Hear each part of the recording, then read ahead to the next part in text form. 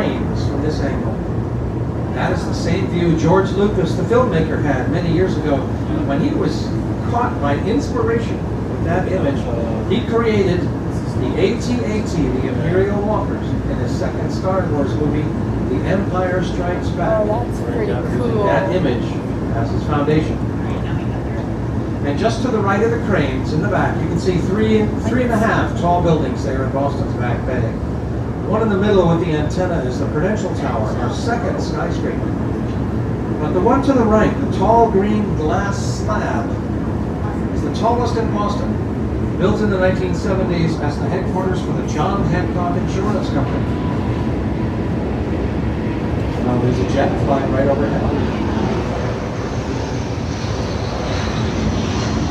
Now everyone was surprised, especially here in Boston.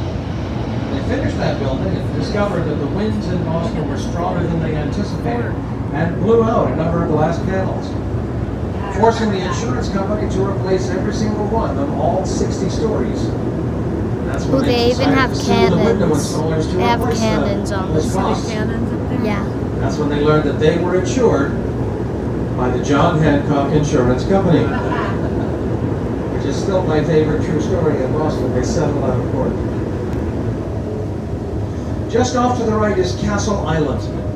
It was once water from here all the way back to the Tea Party location. Originally named for Castle William I Fort, today you see Fort Independence from the 1840s. Never fired a shot in anger. Today it's a wonderful museum, and Castle Island remains a great place for recreation because you don't need a boat to get here anymore. You can just walk.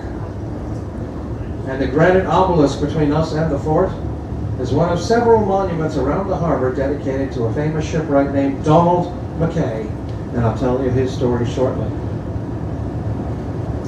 Just off to the right, past Castle Island, we've got a great view all the way down Dorchester Bay, about 8 miles to the south, where you can see the great blue hills of Massachusetts. The antennas on top belong to GBH, our public radio and TV station, whose call letters came from Great Blue Hills, GBH. It'll be on the test.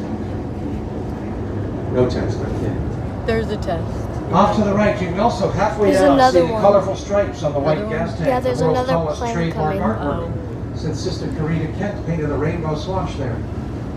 And just over the causeway closest to us, the black and white building, is the John F. Kennedy Memorial Library, honoring our 35th American president. Well, now Captain Martin is taking a broad